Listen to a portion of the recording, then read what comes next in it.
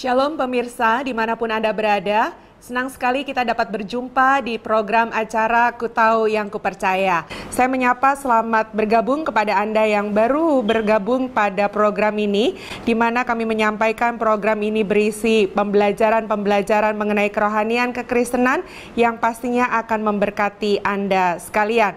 Dan apabila pemirsa memiliki pertanyaan, saran, dan komentar, sampaikan melalui SMS di nomor-nomor yang tersedia di layar kaca Anda. Dan pada episode ini kami masih bersama-sama dengan tim respon dari Pijar TV yang bertugas senantiasa menjawab setiap SMS yang masuk kepada kami. Dan untuk itu kami selalu berupaya untuk membalaskan setiap pertanyaan-pertanyaan yang disampaikan. Jadi jangan putus asa, kalau belum dijawab nantikan, segala sesuatu ada waktunya. Kita akan segera menerima berkat Tuhan melalui hambanya, Pendeta Esra Soro.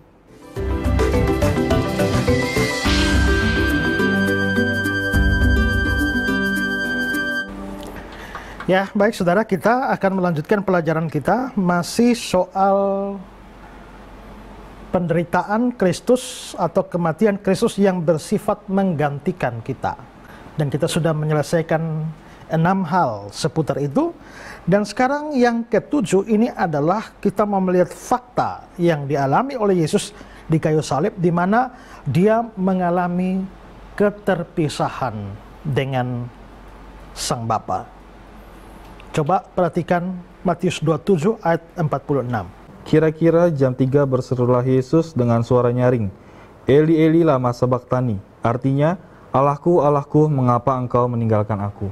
Ya, di atas kayu salib dia bilang, Eli Eli lama sabachthani, ya Allahku, mengapa engkau meninggalkan aku?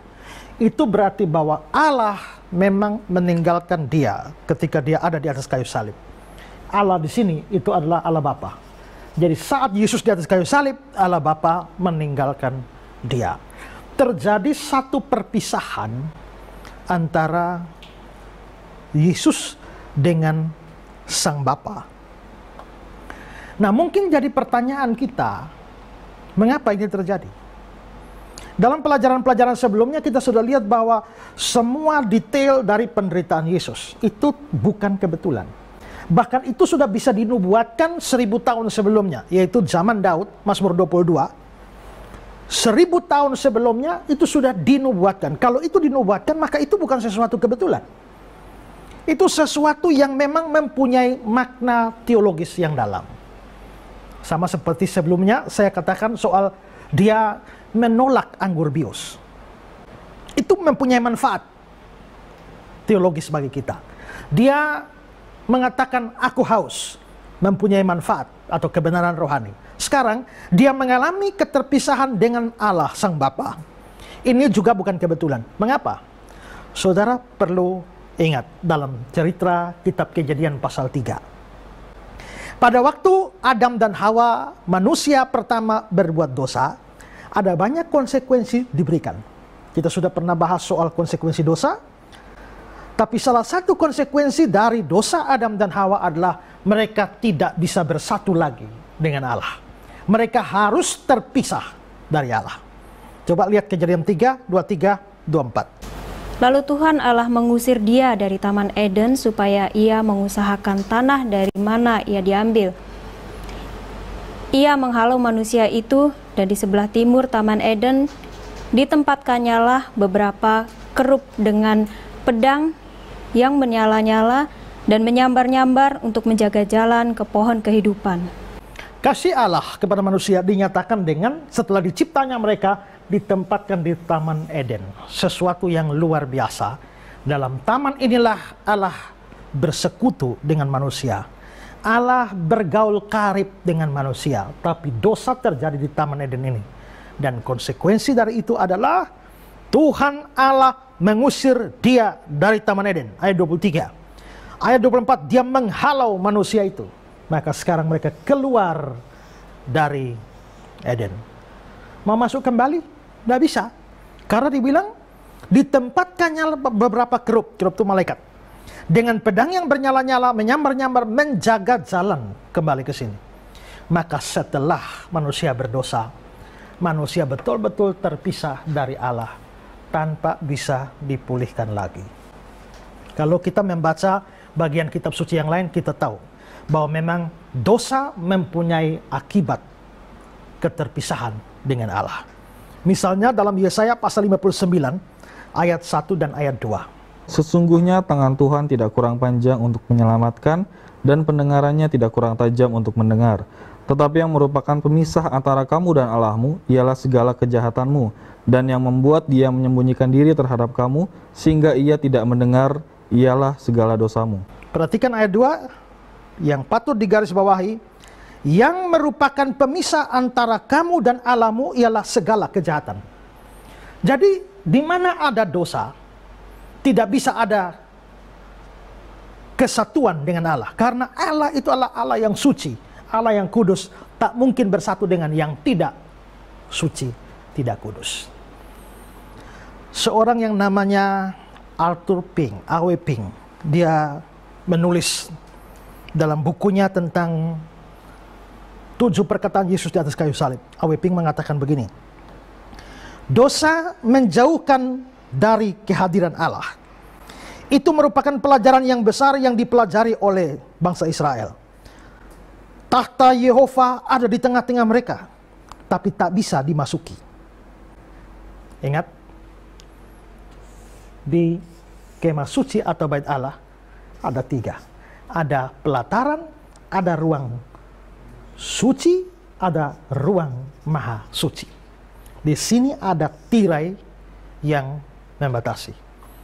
Ruang maha suci itu dianggap sebagai kediaman Allah. Nggak ada orang bisa masuk.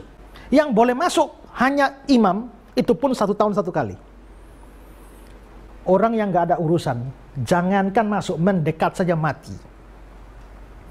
Tirai yang besar yang memisahkan itu tanda bahwa orang tidak bisa datang pada Allah. Allah berada terpisah dari manusia. Nah, itu yang dikatakan oleh A.W. Pink. Ini merupakan pelajaran yang besar yang dipelajari oleh Israel. Tahta Yehova ada di tengah-tengah mereka, tapi tak bisa dimasuki. Ia tinggal di antara kerubim dalam ruang maha suci, dan ke dalamnya tak seorang pun boleh datang kecuali imam besar. Dan itu pun hanya 1 hari dalam 1 tahun, membawa darah dengannya. Tirai tergantung baik di dalam kemah suci maupun dalam bait Allah, menghalangi jalan masuk ke tahta Allah, memberikan kesaksian pada fakta yang kudus bahwa dosa memisahkan kita dari Dia. Jadi memang dosa memisahkan kita dari Dia. Imam masuk bawa korban darah, tanpa darah tidak bisa dia masuk. Ini nanti penting sekali bagi penebusan kita oleh Kristus melalui darahnya. Karena itu saudara, dosa, konsekuensi dosa adalah terpisah. Maka manusia berdosa harus mengalami perpisahan. Kalau hukuman ini mau diambil oleh Kristus, mau ditanggung oleh Kristus, maka Kristus harus menanggung perpisahan itu. Kalau dia tidak menanggung perpisahan itu, dia tidak memikul apa yang harus kita terima. Konsekuensi orang berdosa terpisah dari Allah. Kalau dia mau terima, maka dia harus mengalami perpisahan. Itulah sebabnya di atas kayu salib terjadi perpisahan. Dia berteriak, Eli, Eli lama sabachthani. Saudara, waktu saya menggambarkan penderitaan Yesus secara fisik, mungkin saudara sudah pikir, luar biasa menderitanya. Tapi sebenarnya saudara, penderitaan rohani sebenarnya lebih hebat dari penderitaan fisik. Waktu tangan Yesus dipaku, saya yakin dia teriak, sakit. Kakinya dipaku pasti teriak. Tapi Alkitab tidak pernah catat dia teriak. Tapi begitu dia terpisah dari sang Bapa, dengan suara nyaring, Eli, Eli lama sabachthani. Ya, itu berarti bahwa yang lebih berat bagi Kristus bukan penderitaan jasmani, tapi penderitaan rohani di mana dia terpisah. Dan menurut saudara, pilih mana, sakit hati atau sakit gigi? Maggie Said bilang, lebih baik sakit gigi daripada sakit di hati ini. Ya, lagu dangdut bilang begitu. Sakit gigi sudah sakit, tapi sakit hati lebih sakit lagi. Penderitaan rohani itu jauh lebih menyakitkan daripada penderitaan fisik. Lagi pula saudara, saya mau tanya, ada yang pernah putus cinta? Rasa bagaimana? Ada orang bilang, waktu jatuh cinta, makan tai kucing rasa coklat. Giliran putus cinta, makan coklat rasa tai kucing. Menderita sekali. Tapi saudara, rasa menderita gara-gara putus cinta, memangnya pacaran berapa lama? Baru 3 bulan menderita. Mungkin ada orang, saya pacaran 5 tahun pak, lalu putus. Menderita sekali.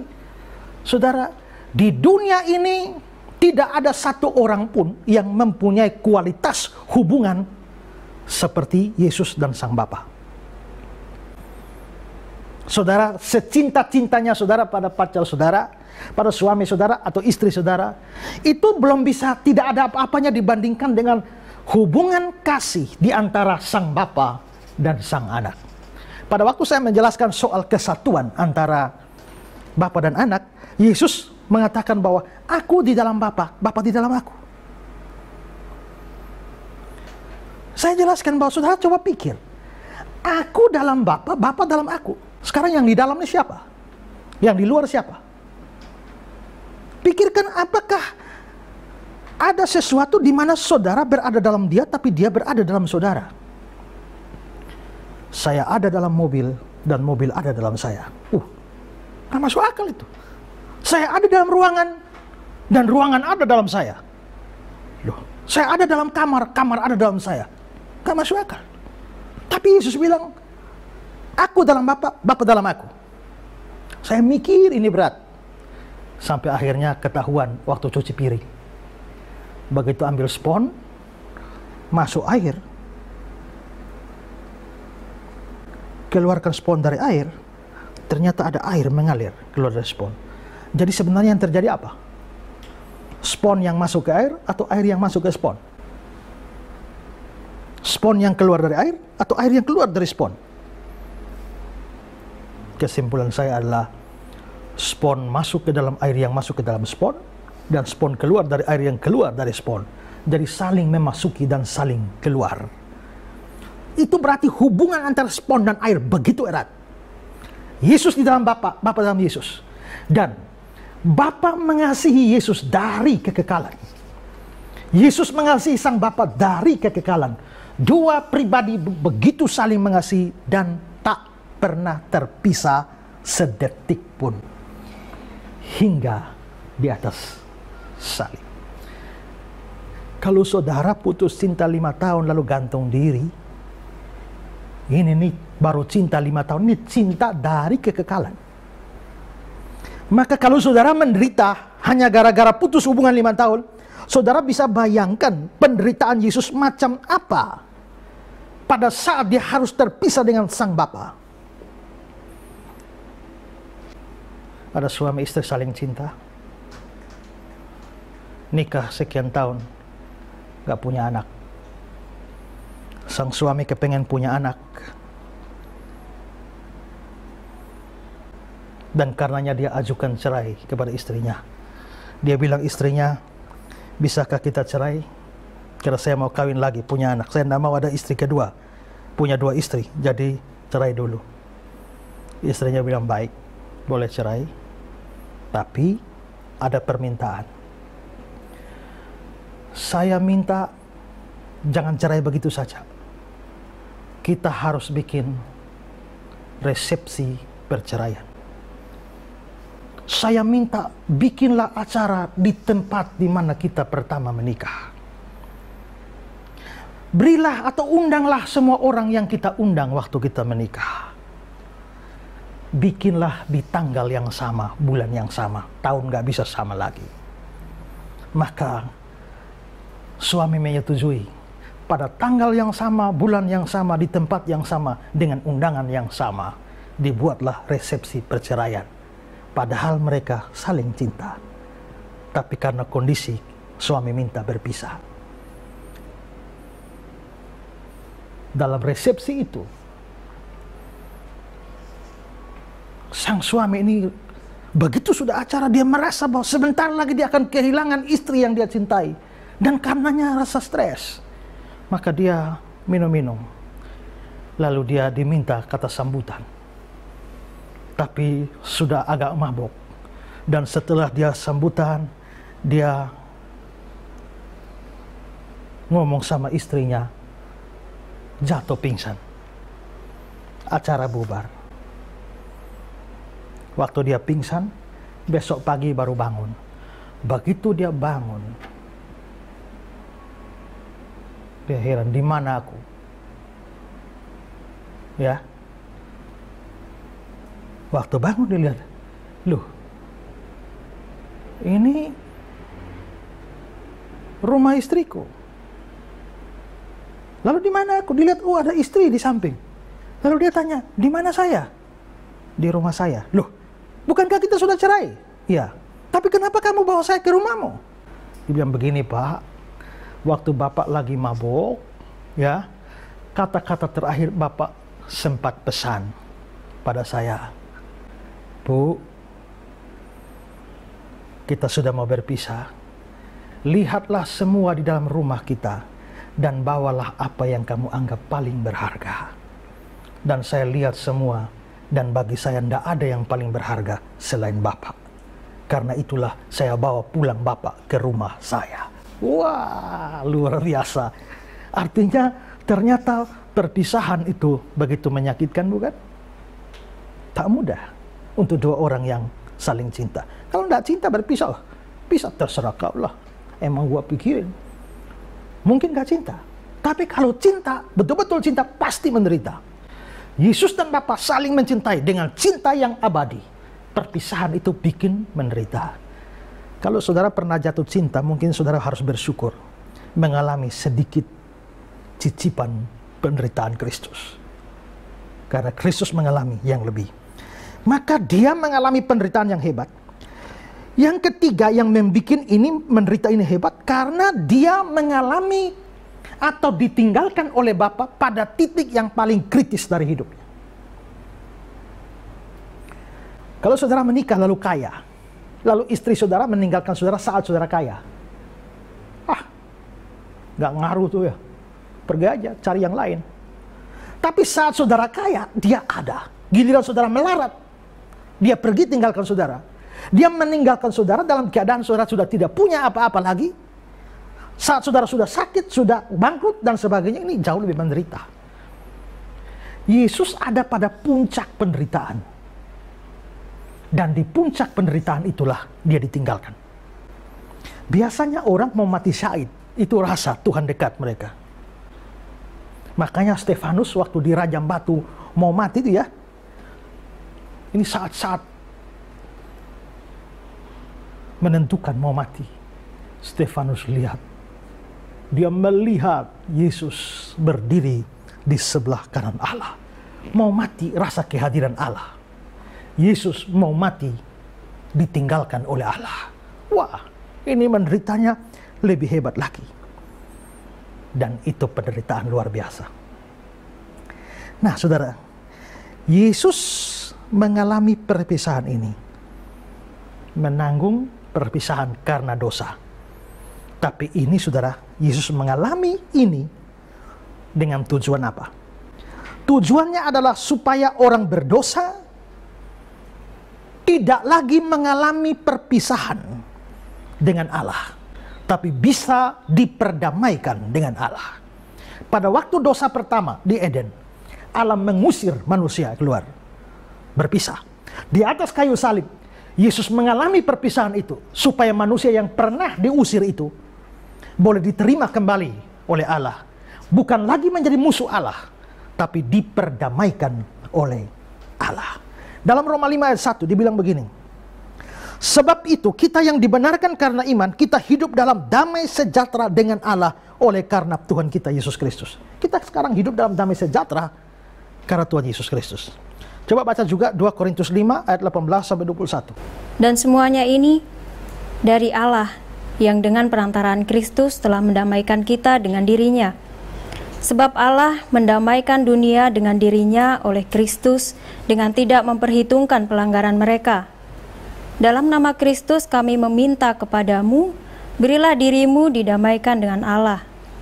Dia yang tidak mengenal dosa telah dibuatnya menjadi dosa karena kita, supaya dalam Dia kita dibenarkan oleh Allah. Manusia berdosa musuh Allah, makanya diusir. Tapi Allah berinisiatif mendamaikan dirinya dengan manusia berdosa melalui Kristus. Karena Kristus menanggung perpisahan itu. Paulus mengatakan, dalam nama Kristus kami meminta kepadamu, berilah dirimu didamaikan oleh Allah. Caranya memberi diri didamaikan oleh Allah bagaimana? Dengan percaya pada Kristus. Kalau kamu tetap menolak Kristus, kamu menolak didamaikan dengan Allah. Tapi kalau kamu beriman pada Kristus, itu sama dengan kamu memberi diri didamaikan oleh Allah.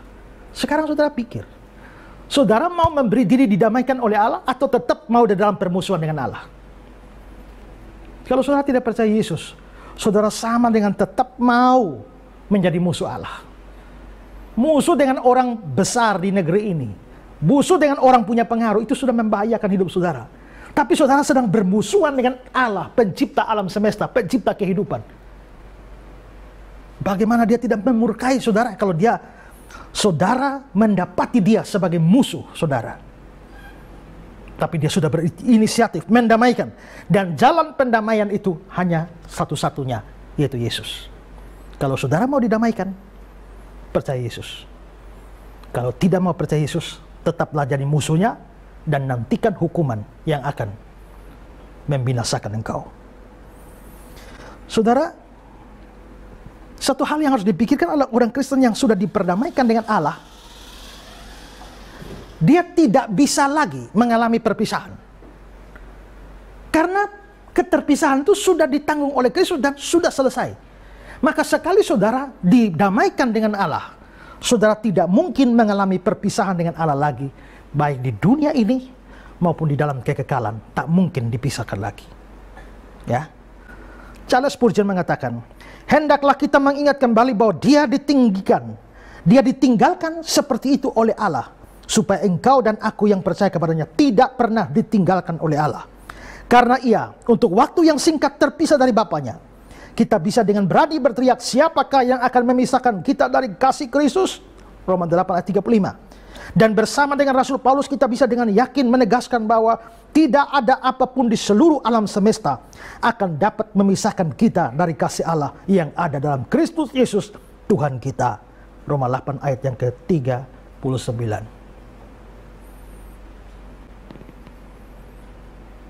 Ada lagu yang terkenal yang mengatakan tidak ada apapun yang dapat memisahkan kita dari kasih Allah.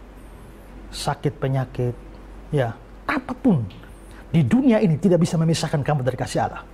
Di dunia yang akan datang pun tidak. Dalam Ibrani 11 ayat 5, karena Allah telah berfirman, aku sekali-kali tidak membiarkan engkau, aku tidak sekali-kali meninggalkan engkau. Itu akibat bagi orang yang percaya. Lalu yang terakhir saudara, setelah fakta dia menolak minum anggur bius, dia haus, lalu juga dia mengalami perpisahan, yang paling akhir di atas salib adalah dia mengalami kematian. Mengapa Yesus harus mati? Orang-orang agama lain, orang Islam selalu mengatakan, kenapa Tuhanmu mati? Mereka sama sekali tidak mengerti apa yang kita percayai. Kenapa Kristus harus mati? Karena dialah pengganti kita. Upah dosa ialah maut, menurut Roma 6 ayat 23. Ya. Waktu di Taman Eden, dalam Kejadian 2 ayat 17, Tuhan sudah bilang, semua buah pohon dalam taman ini boleh kau makan. Satu tidak boleh. Kalau kamu memakan, pada hari kamu memakan, pastilah kamu mati. Upah dosa itu mati. Kalau akibat dosa itu mati, maka orang berdosa harus mati. Kalau Kristus mau menggantikan hukuman orang berdosa, maka Kristus harus mengalami kematian. Kalau dia tidak mati, maka dia tidak memikul hukuman kita, orang berdosa. karena konsekuensi dosa adalah kematian, maka dia pun harus mengalami kematian. Tapi gara-gara dia mengalami kematian itulah, maka dia bisa memberi hidup kepada orang berdosa. Aku datang supaya mereka beroleh hidup dan hidup dalam kelimpahan. Itu hidup rohani.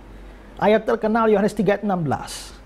Karena begitu besar kasih Allah akan dunia ini, dia memberikan anaknya yang tunggal supaya setiap orang yang percaya tidak binasa, melainkan beroleh hidup yang kekal. Yang percaya tidak binasa, yang tidak percaya binasa. Saudara ada pada yang mana? Yang percaya dan tidak binasa, atau yang tidak percaya dan binasa? Keputusan ada di tangan saudara. Suatu hari, seorang anak kecil kepengen ngetes seorang profesor. Dia ambil kupu-kupu yang hidup, dia taruh di tangannya, dia tutup. Lalu dia menghadap, Pak Profesor, ayo nebak, ini kupu-kupu hidup atau mati? Dia sudah siap. Ini kan hanya ada dua kemungkinan, profesor bilang hidup atau mati. Ini kupu-kupu lagi hidup di sini. Kalau profesor bilang kupu-kupu itu mati, dia akan buka, wah hidup. Tapi kalau profesor bilang kupu-kupu itu hidup, maka dia remas ini, wah mati. Jadi profesor mau pilih hidup atau mati pun kelihatannya akan salah. Profesor, ini hidup atau mati? Profesor pegang, nak sini nak. Nak, hidup mati di tanganmu. Kalau kau mau dia hidup, dia hidup. Kalau kau mau dia mati, dia mati. Sekarang tergantung kau, mau mati atau mau hidup. Hari ini biarkanlah saya berkata pada saudara, hidup kekal ada dalam Kristus. Kematian kekal di luar Kristus. Kamu mau hidup atau mau mati? Mau surga atau mau neraka? Keputusan di tangan saudara, bukan di tangan orang lain. Kalau pilih hidup, percayalah pada Kristus. Tapi kalau mau pergi ke neraka, tolaklah dia. Nggak usah percaya dia. Abaikan apa yang saya omong. Saudara akan sampai ke neraka. Tapi kalau saudara tidak mau, buka hatimu. Sambut dia. Tuhan, Yesus, aku tahu aku orang berdosa, harus masuk neraka. Engkau sudah menebusku seluruhnya, menanggung seluruh hukumanku. Aku tidak harus menanggung sendiri. Sekarang aku serahkan hidupku padamu. Dan percayalah, dia berjanji, aku memberikan hidup kekal kepada mereka, dan mereka pasti tidak akan binasa sampai selama-lamanya. Maukah saudara?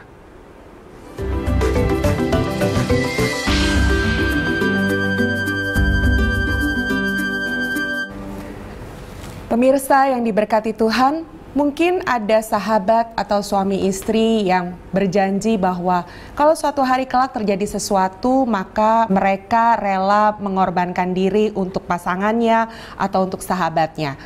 Tetapi ketika hal itu terjadi, belum tentu apa yang mereka janjikan itu dipenuhi. Berbeda dengan Tuhan kita Yesus Kristus. Dia bukan sekedar berjanji, tapi dia sudah membuktikan bahwa dia merelakan dirinya berkorban bagi kita supaya kita bisa diselamatkan. Apa yang mesti diragukan lagi? Percaya Yesus, itu adalah segala-galanya untuk kita. Pada episode ini kami berterima kasih kepada Anda sekalian, di mana partisipasi Anda sangat luar biasa dalam mengirimkan pertanyaan, saran, dan komentar melalui SMS di nomor telepon yang senantiasa kami tayangkan di layar kaca Anda.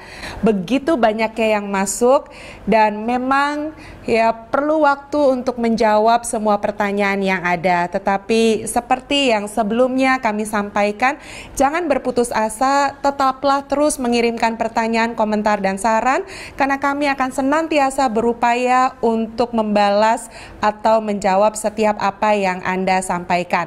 Seperti pada segmen sebentar, kita akan menjawab beberapa pertanyaan yang disampaikan oleh pemirsa yang berkaitan dengan episode yang sedang kita adakan saat ini. Dan tentunya masih tetap bersama dengan Pendeta Ezra Soru. Segera ikuti kelanjutannya dalam program Ku Tahu Yang Kupercaya.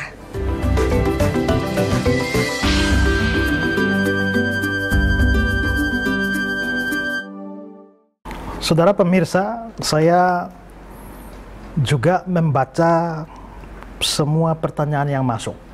Dan pertanyaan yang masuk ini sangat bervariasi dari segala macam bidang. Entah bertanya, meminta dukungan doa, atau sekedar komentar dan lain sebagainya. Nah, tapi kali ini berkaitan dengan topik dalam episode ini, maka saya mau menjawab pertanyaan saudara yang ada hubungan saja dengan materi yang sudah saya sampaikan. Dan rekan-rekan dari Pijar TV ini yang menerima pertanyaan saudara, mereka akan mengajukan pertanyaan-pertanyaan yang cocok dengan apa yang saya sampaikan. Nah, silakan, mungkin ada pertanyaan yang masuk bisa disampaikan. Ada pertanyaan Pak dari pemirsa Pijar TV. Saya bacakan pertanyaannya. Tadi Pak Ezra jelaskan bahwa Yesus menolak minuman yang diberikan kepadanya karena ia mau menanggung dosa kita 100%. Tapi juga dikatakan bahwa Yesus haus. Dan yang saya baca di Alkitab, setelah dia mengatakan aku haus, dia diberi dan ia meminumnya. Apakah tindakan Yesus yang mau minum ini tidak bertentangan dengan yang sebelumnya di mana ia menolak minuman? Ya, karena Yesus tadi sebelumnya ditawari minum, gak mau, menolak. Tapi setelah itu dia bilang aku haus, lalu dikasih minum, kok minum? Tadi tidak mau minum, sekarang kok mau minum? Loh, kelihatannya bertentangan. Tidak, saudara ya. Kenapa? Karena tadi tidak mau minum karena tidak mau mengurangi hukuman yang sedang dia pikul. Sekarang ini mau minum karena bukan hanya sekedar dia mau minum, tapi itu untuk menjawab nubuatan. Coba perhatikan Yohanes 19 ayat 28. Coba baca. Sesudah itu, karena Yesus tahu bahwa segala sesuatu telah selesai, berkatalah ia, supaya genaplah yang ada tertulis dalam kitab suci, aku haus. Di sini perhatikan ya, ada kata-kata supaya genaplah yang ada tertulis dalam kitab suci. Berarti ini fakta Yesus minta minum ini, ya itu adalah sesuatu yang bukan hanya karena dia rasa haus saja, tapi itu menjawab nubuatan. Nubuatannya di mana? Itu di Mazmur 69 ayat 22 yang mengatakan pada waktu aku haus mereka memberi aku minum anggur asam. Ya, nah lalu saudara, selain itu di dalam kalimat itu ada kata-kata begini. Sesudah itu karena Yesus tahu bahwa segala sesuatu telah selesai. Tadi waktu disuruh minum anggur bius, dia menolak. Kenapa? Karena belum selesai. Karena hukuman dosa belum selesai, dia nggak mau minum. Karena kalau dia minum, hukumannya jadi berkurang. Sisanya kita tanggung. Tapi dia menanggung semua hukuman itu sampai selesai. Dia bilang, sudah selesai. Kalau sudah selesai, sekarang minta minum. Maka minta minum setelah selesai, nggak ada masalah. Kalau minum sebelum selesai, itu yang bermasalah. Maka sebelum penebusan selesai, dia tidak mau minum. Tapi setelah penebusan selesai, dia minta minum. Maka ini adalah dua hal yang sama sekali tidak bertentangan. Nah, John Calvin mengatakan demikian. Harus diperhatikan bahwa Kristus tidak meminta minum apapun sampai semua telah selesai. Tidak ada kata-kata yang dapat menyatakan secara penuh kesedihan yang ditahannya. Tapi dia tidak ingin dibebaskan darinya sampai keadilan Allah telah dipuaskan dan sampai ia telah membuat penebusan yang sempurna. Ketika penebusan sempurna, sekarang minum. Belum sempurna, tidak mau minum. Jadi ini bukan dua hal yang bertentangan. Ya, ada lagi? Ya Pak, ada pertanyaan dari pemirsa Pijar TV yang bertanya soal kata-kata Yesus di atas salib. Dalam Matius 27 ayat yang ke-46, Eli, Eli lama sabachthani, artinya Allahku, Allahku, mengapa engkau meninggalkan aku? Seringkali kata-kata Yesus ini yang diserang oleh agama lain dengan argumentasi bahwa karena di sana Yesus memanggil-manggil Allah, maka Yesus bukan Allah. Kalau Yesus Allah, lalu Allah mana lagi yang sedang ia panggil? Ya, ini sudah sempat saya singgung ya pada beberapa episode yang lalu waktu membahas soal kealahan Yesus. Nah, maka di sini Yesus di atas kayu salib berteriak, "Ya Allahku, ya Allahku." Yesus sedang memanggil Allah. Maka insan wakoginta bilang yang memanggil Allah pasti bukan Allah. Yesus memanggil Allah. Kesimpulannya, Yesus bukan Allah. Ya, itu silogisme yang terlalu sederhana karena mereka tidak memahami ya kristologi dengan baik. Orang Kristen percaya Allah Tritunggal, di mana 3 pribadi dengan hakikat yang sama. Allah Bapa, Allah Anak, Allah Roh Kudus. Bapa bukan anak, anak bukan Roh Kudus bukan Bapa, tapi hakikatnya sama dan satu. Nah, maka kalau Bapa Allah, anak juga Allah. Abaikan Roh Kudus, ini bukan konteksnya. Kalau Bapa Allah, anak Allah, maka pada saat Yesus menjadi manusia, lalu dia menyapa sang Bapa dengan sebutan Allah. Ya Allahku, apa anehnya? Kalau kita mengacu kepada surat Ibrani 1 ayat 8, coba baca. Tetapi tentang anak ia berkata, tahtamu ya Allah, tetap untuk seterusnya dan selamanya, dan tongkat kerajaanmu adalah tongkat kebenaran.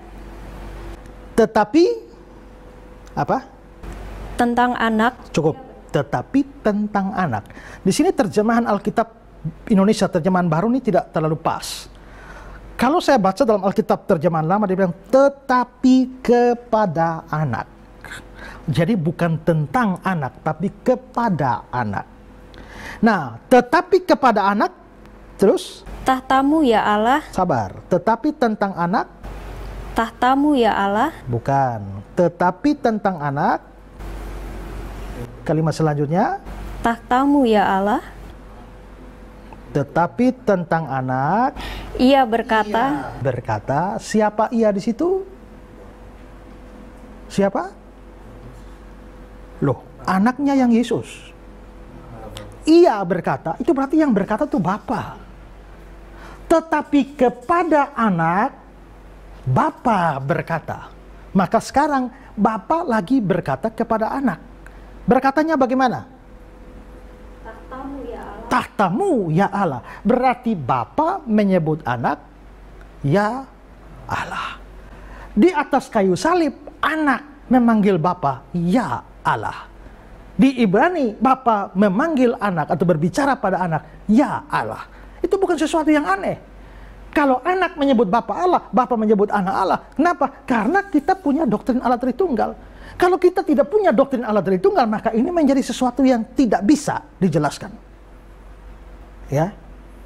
Karena inilah pribadi-pribadi Tritunggal, maka bukanlah sesuatu yang aneh kalau di antara pribadi-pribadi itu saling menyapa sebagai Allah.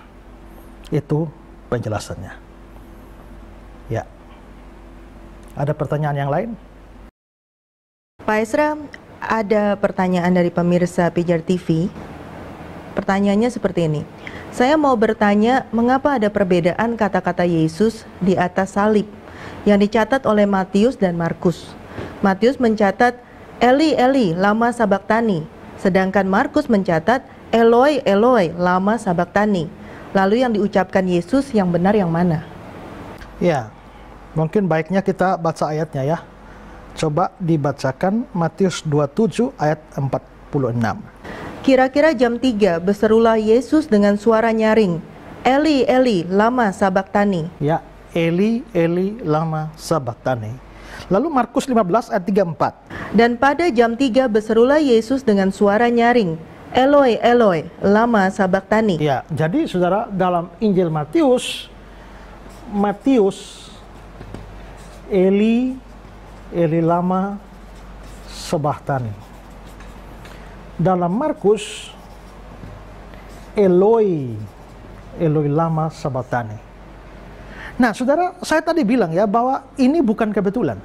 Semua detail yang dialami Yesus di atas kayu salib bukan kebetulan.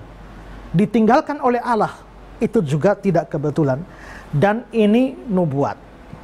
Nubuat ini ada dalam kitab Mazmur. Saya sudah katakan bahwa ada Mazmur mesianik. Banyak kita kutip Mazmur 22 dalam pelajaran tadi. Tapi nubuat soal Yesus akan mengucapkan kalimat sepertinya ada dalam Mazmur 22 ayat 2. Allahku, aku berseru-seru pada waktu siang, tetapi engkau tidak menjawab. Dan pada waktu malam, tetapi tidak juga aku tenang. Ya, jadi seolah-olah ini tidak ada Allahku, aku berseru, tapi tidak engkau dengar. Coba baca dari Mazmur 2 ayat 1, 22 ayat 1 dan 2. Untuk pemimpin biduan menurut lagu Rusa di Kala Pajar, Mazmur Daud. Allahku, Allahku, mengapa engkau meninggalkan aku? Aku berseru. Oke, Allahku, Allahku, mengapa engkau meninggalkan aku? Ini yang membuat Yesus lalu akhirnya mengucapkan kalimat yang sama di dalam Matius atau Markus. Nah, Mazmur 22 ini kan perjanjian lama. Kitab suci perjanjian lama berbahasa Ibrani. Itu berarti bahwa Mazmur 22 itu pasti berbahasa Ibrani. Kalau kita memeriksa teks ini dalam bahasa Ibrani, maka kalimatnya adalah Eli, Eli, lama asaftani. Ini full Ibrani. Eli, Eli, lama asaftani.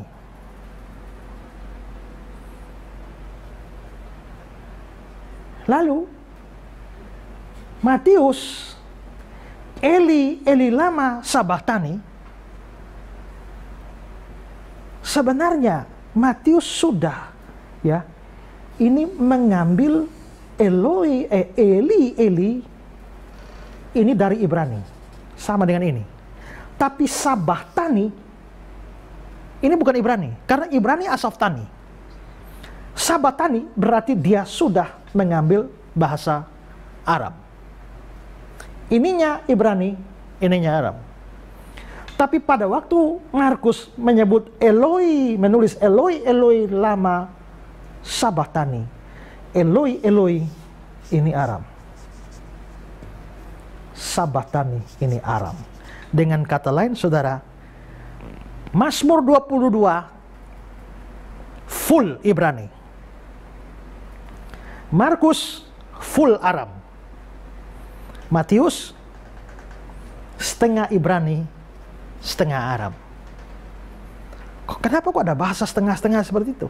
Ini karena pengaruh budaya yang panjang kalau mau dijelaskan. Ini full Ibrani, ini full Aram. Tapi kalau orang berbicara campur-campur antara Ibrani dan Aram, itu namanya bahasa Syro-Kaldai. Menggabungkan antara kosakata Ibrani dan kosakata Aram. Jangan heran ya, kok bahasa kok bisa dicampur-campur. Kita juga hari-hari ngomong itu kok ya.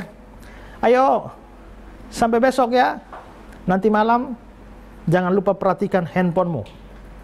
Nanti aku call. Handphone tuh bahasa Inggris. Nanti aku call bahasa Inggris juga. Tapi lagi ngomong dalam bahasa Indonesia. Tapi bahasa Indonesia campur Inggris itu menjadi hal yang biasa bagi kita. Sama juga dengan orang-orang sana. Campur baur antara orang bahasa Ibrani dan Aram itu biasa, Syro-Kaldai. Nah, pertanyaannya adalah yang mana yang diucapkan Yesus? Ya, kan pasti Yesus ngomong kan, nggak mungkin ngomong dua-dua ini. Pasti satu kalimat dia keluarkan. Nah, di sini saya mengutip kata-kata dari Lenski. Lenski mengatakan, Matius seperti Markus telah memelihara kata-kata dari teriakan itu dalam bahasa aslinya. Eli, Eli Ibrani. Lama sabahtani itu Aramaik. Markus menuliskan Eloi, bentuk Aramaik, dan bukan bentuk Ibraninya. Dia mengabaikan bentuk Ibrani yang digunakan oleh Yesus. Berarti yang diucapkan oleh Yesus dari mulutnya di atas salib itu adalah Syro-Kaldai, seperti yang dicatat oleh Matius. Markus memilih mencatatnya seluruhnya dalam Aramaik murni. Gak ada soal. Toh Alkitab Perjanjian Baru juga ditulis dalam bahasa Yunani. Yesus hari-hari bisa menggunakan Ibrani atau Aramaik, tapi begitu kitab suci ditulis berbahasa Yunani. Mengapa kok pilih bahasa Yunani? Karena waktu itu bahasa Yunani adalah bahasa internasional. Ya, semua waktu itu serba Yunani. Kalau kamu tidak Yunani, kamu akan ketinggalan zaman. Ya, karena Helenisasi dimulai. Ilmu pengetahuan Yunani, arsitektur Yunani, olahraga Yunani, filsafat Yunani, semua serba Yunani, termasuk bahasa, juga bahasa Yunani. Perjanjian lama asli berbahasa Ibrani, tapi zaman itu generasi muda hampir-hampir tidak tahu bahasa Ibrani. Mau baca Taurat bagaimana?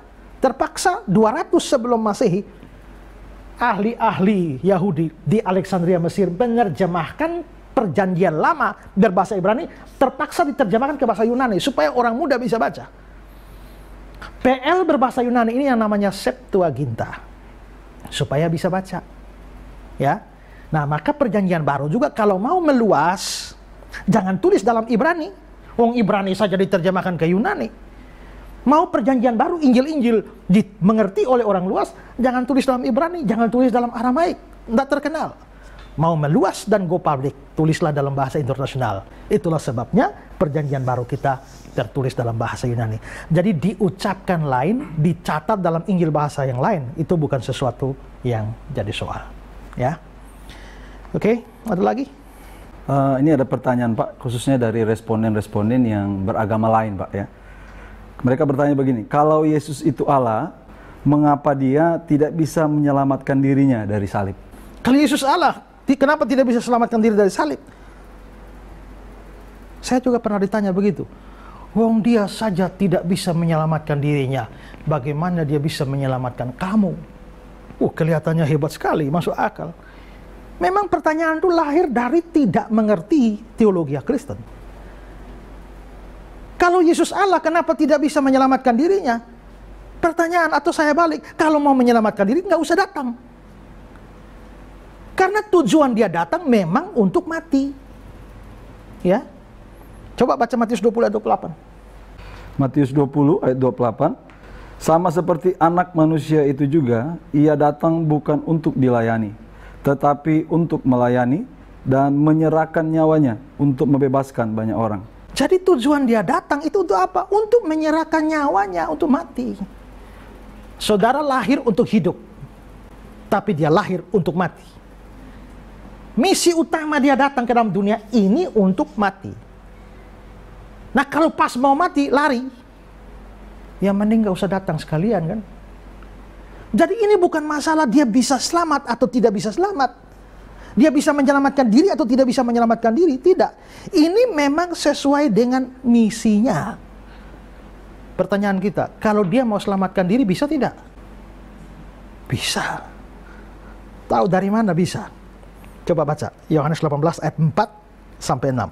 Maka Yesus yang tahu semua yang akan menimpa dirinya, maju ke depan dan berkata kepada mereka, "Siapakah yang kamu cari?" Jawab mereka, "Yesus dari Nazaret." Katanya kepada mereka, "Akulah dia." Yudas yang mengkhianati dia berdiri juga di situ bersama-sama mereka. Ketika ia berkata kepada mereka, "Akulah dia," mundurlah mereka dan jatuh ke tanah. Dia omong berapa kata? Lalu mereka jatuh? Dua kata. "Akulah dia," roboh ke tanah. Wow. Lalu fakta ini oleh Charles Haddon Spurgeon, dia berkomentar, satu kata melemparkan mereka ke tanah, satu kata lain lagi melemparkan mereka ke pelukan maut. Tapi juru selamat kita tidak mau mengucapkan kata yang bisa menyelamatkan dirinya sendiri, karena dia datang untuk menyelamatkan orang lain, bukan menyelamatkan diri sendiri. Maksudnya adalah, kalau dia kasih akulah dia, kamu sudah merayap di tanah. Kalau dia bikin panjang kalimatnya, ya, dia bikin 10 kata begitu, kamu terlempar langsung ke neraka. Tapi dia tidak mau. Karena dia datang bukan menyelamatkan diri, tapi untuk menyelamatkan kita. Jadi jika ditanya bilang, kalau Yesus Allah, kenapa tidak bisa menyelamatkan diri? Karena dia datang memang bukan menyelamatkan diri, datang mengorbankan diri demi menyelamatkan kita. Ya. Nah, Charles Haddon Spurgeon melanjutkan kalimatnya. Di sini ada satu demonstrasi dari sebagian kuasa ilahi Kristus. Orang-orang ini akan jatuh ke dalam kubur dan ke dalam neraka seandainya Yesus mengeluarkan seluruh kekuatan atau tenaganya. Dia hanya mengatakan satu kata dan mereka jatuh ke tanah. Mereka tidak mempunyai kuasa apapun terhadap dia. Saudara yang kekasih, dapatkan penghiburan dari mujizat ini. Pada waktu musuh-musuh Kristus datang menentangnya, dia bisa dengan mudah merobohkan mereka. Karena itu, Kuatkanlah hatimu, jangan cemas, takut, kecil, dan bahkan pada saat yang paling gelap, kata Spurgeon. Jadi, kalau Yesus mau lolos, bisa. Coba baca juga Matius 26 ayat 53. Atau kau sangka bahwa aku tidak dapat berseru kepada Bapakku, supaya ia segera mengirim lebih dari 12 pasukan malaikat membantu aku? Ya, ini ngomong kepada Petrus ya, waktu Petrus ambil pedang potong telinga Maltus, Yesus bilang, "Hei Petrus, atau kau sangka aku tidak bisa berseru pada Bapakku supaya segera mengirim lebih dari 12 pasukan malaikat membantu aku?" Kata pasukan ini dalam bahasa aslinya memakai kata legion. Kata legion, jadi lebih dari 12 legion. Kata legion ini istilah militer Romawi. Satu legion itu suatu pasukan dengan 6.000 personil. Itu satu legion. Yesus bilang, sangkamu aku tidak bisa minta lebih dari 12 legion malaikat? Jadi kalau Yesus minta 12 legion saja, satu legion 6.000, kalau 12 legion 72.000 malaikat. Tapi Yesus bukan bilang 12, lebih dari 12. Jadi kalau dia mau minta di atas 72.000 malaikat bisa. Dan saudara, kalau saudara baca cerita di 2 Raja-Raja 19 ayat 35, di sana ada cerita, satu malaikat saja bisa membunuh 185.000 orang satu malam. Satu malaikat bunuh 185.000 orang. Kalau 72.000 malaikat, mampuslah mereka. Tapi Yesus tidak mau, ya kan? Kalau dia mau selamatkan diri, waktu ada penjahat di sebelah Yesus yang tidak bertobat, ya, Yesus, turunlah dari salib, selamatkan dirimu dan selamatkanlah kami. Lalu ada seorang teolog mengatakan begini, waktu penjahat itu bilang, Yesus, selamatkan dirimu, kalau engkau anak Allah, selamatkan dirimu. Penafsir itu mengatakan, untung Yesus tidak tersinggung. Kalau hari itu dia tersinggung dan dia betul-betul turun dari salib, apa yang terjadi? Penafsir itu mengatakan, jikalau Yesus tersinggung dan hari itu dia turun dari salib, hari ini kau dan aku yang akan naik di atas salib. Jadi memang dia datang untuk itu. Kalau begitu, kenapa kok dia bisa mati? Baca Yohanes 10, 17-18. Bapa mengasihi aku, oleh karena aku memberikan nyawaku untuk menerimanya kembali. Aku memberikan nyawaku. Ya, ayat 18. Tidak seorang pun mengambilnya daripadaku, melainkan aku memberikannya menurut kehendakku sendiri. Aku berkuasa memberikannya dan berkuasa mengambilnya kembali. Inilah tugas yang kuterima dari Bapakku. Tidak ada seorang pun bisa mengambil nyawa daripada. Aku memberikannya menurut kerelaanku sendiri. Aku berkuasa memberi nyawa, aku berkuasa mengambil nyawa. Jadi mengapa sampai orang-orang bisa membunuh Yesus? Karena dia menyerahkan diri. Kalau dia tidak mau menyelamatkan diri, menyerahkan diri, tidak ada satu orang pun bisa bunuh dia. Ya, jadi mengapa Yesus, kalau Yesus Allah, mengapa tidak bisa selamatkan diri? Karena memang nggak mau datang untuk menyerahkan diri demi keselamatan kita. Ya, ada lagi? Ada Pak. Ya. Pertanyaan lainnya dari pemirsa. Saya mau tanya, mengapa Yesus disalibnya kok bersama-sama dengan penjahat? Maunya dengan siapa? Mestinya kan jangan dengan penjahat lah ya. Dengan murid-murid lah. Kalau murid-murid harus dipilih mendampingi Yesus disalib, kira-kira siapa yang layak? Saya kira 2 orang paling layak. Pertama Petrus. Karena dia bilang apa? Semua ini tergoncang imannya, aku sekali-kali tidak. Aku siap mati. Berarti Petrus harus mendampingi Kristus disalib. Nomor 2 adalah Thomas. Karena mereka pernah mau dibunuh di satu tempat, dilempar di satu tempat, mereka menyingkir, pergi. Setelah itu Yesus mau kembali melayani situ. Loh, mereka bilang, bukankah kita mau dilempar di sebelah, kok kembali lagi? Tapi Yesus berangkat. Thomas ngajak teman-teman, marilah kita pergi dan mati dengan dia. Berarti Thomas siap mati. Jadi mestinya Yesus mati. Ya, ada Thomas di sebelah, ada Petrus di sebelah. Tapi di mana pada saat Yesus mati? Hilang, lenyap mereka semua kan? Tapi dia akhirnya disalib bersama penjahat. Dua penjahat. Tapi jangan heran saudara. Karena saya bilang semua yang dialami Yesus di atas salib, itu detailnya ditentukan oleh Allah dan dinubuatkan sejak lama. Coba baca Yesaya 53 ayat 12. Ini nubuat Yesaya tentang hamba Tuhan yang menderita, Mesias yang menderita. Yesaya 53 ayat 12. Sebab itu aku akan membagikan kepadanya orang-orang besar sebagai rampasan, dan ia akan memperoleh orang-orang kuat sebagai jarahan, yaitu sebagai ganti, karena ia telah menyerahkan nyawanya ke dalam maut, dan karena ia terhitung di antara pemberontak-pemberontak, sekalipun ia menanggung dosa banyak orang dan berdoa untuk pemberontak-pemberontak. Ia terhitung di antara pemberontak-pemberontak. Itu 750 tahun Yesaya itu sebelum Yesus. 750 tahun Yesaya telah bernubuat bahwa dia akan terhitung di antara pemberontak. Maka Yesus mati di antara penjahat itu bukan kebetulan. Makanya ketika Lukas mencatat ini, Lukas sadar ini jawaban terhadap nubuatan. Lukas 22:37. Sebab aku berkata kepada kamu bahwa nas kitab suci ini harus digenapi padaku. Ia akan terhitung di antara pemberontak-pemberontak. Sebab apa yang tertulis tentang aku sedang digenapi. Ya, kata-kata Yesus kan? Ia akan terhitung di antara pemberontak. Berarti Yesus menerapkan Yesaya 53 itu untuk dirinya.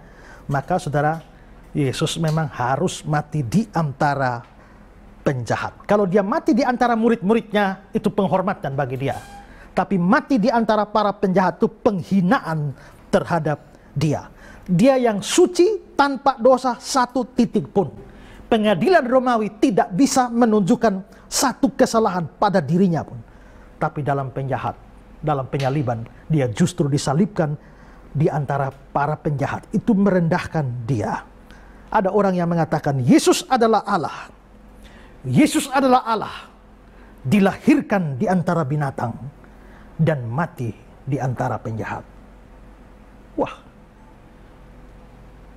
Itu perendahan diri yang luar biasa.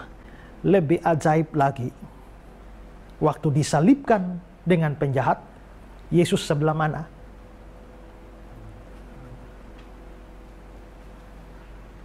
Bagian tengah.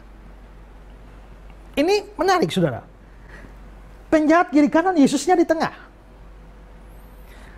Kalau pada waktu itu orang-orang Roma membasmi satu gerombolan penjahat, biasanya semua gerombolan penjahat itu disalib. Dan kepala penjahatnya taruh paling tengah. Jadi posisi paling tengah itu kepala penjahat. Nah kalau ini ada penjahat Yesusnya ditaruh di tengah. Seolah-olah mereka mau beri pesan, inilah kepala penjahatnya. Dia yang paling suci dijadikan paling berdosa. Dia yang paling baik dijadikan paling jahat. Untuk apa? Supaya saudara dan saya yang adalah penjahat ini ya bisa diterima oleh Allah. Ya, kita ini adalah orang-orang jahat, ya. Karena itu, ketika salah seorang penjahat yang di sampingnya bertobat, dia bilang apa? Hari ini aku berkata padamu, hari ini engkau bersama, sesungguhnya hari ini engkau bersama-sama dengan aku di Firdaus. Saudara, ini penjahat yang berbahagia. Dia orang pertama yang menikmati kuasa salib Kristus. Karena apa? Karena dia beriman. Yesus, ingatlah aku kalau engkau datang sebagai raja. Iman luar biasa. Yesus, ingatlah akan aku kalau engkau datang. Berarti dia percayalah.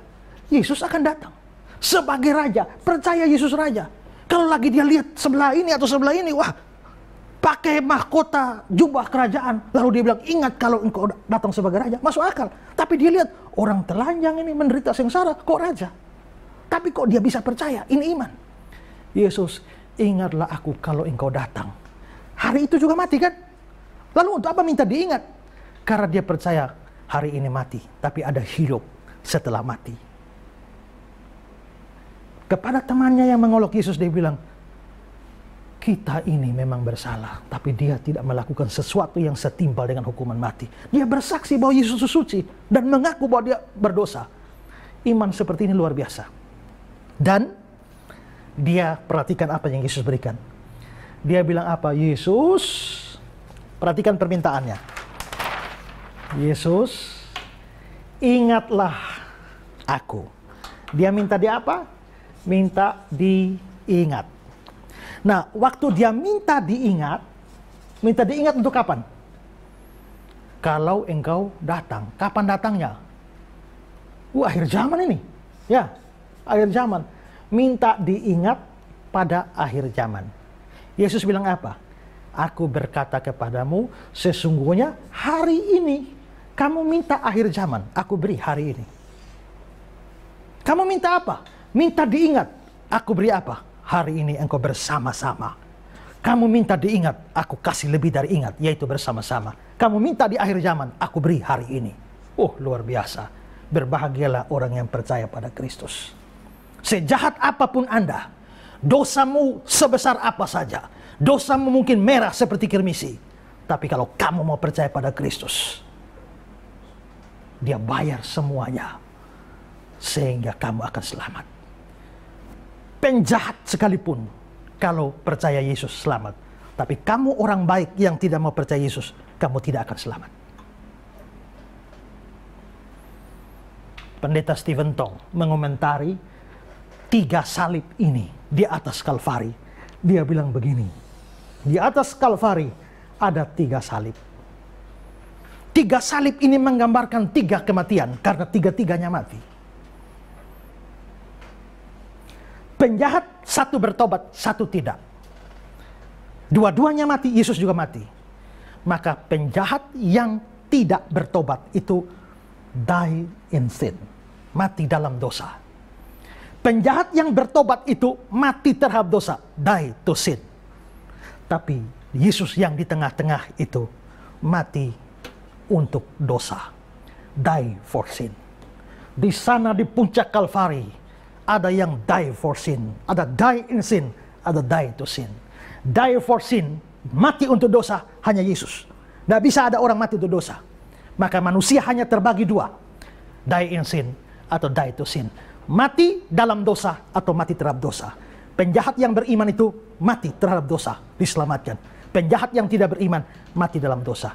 Kalau nanti saudara mati, saudara yang mana? Hanya 2 kemungkinan. Kalau saudara tidak mati terhadap dosa dengan beriman pada Kristus, saudara akan mati dalam dosa. Kalau saudara tidak mau mati dalam dosa, maka terimalah Kristus. Kristus harus mati di antara penjahat.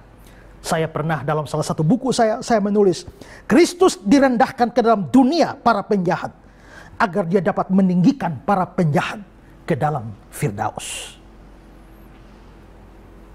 Saudara, di akhir segmen ini, saya mau berkata kepada saudara, kalau saudara adalah orang, di mata Tuhan saudara adalah penjahat, tapi kalau mau beriman, saudara pun akan mengalami hal yang sama seperti dia berikan pada penjahat ini. Hari ini juga, engkau akan bersama-sama dengan aku dalam Firdaus. Maukah saudara?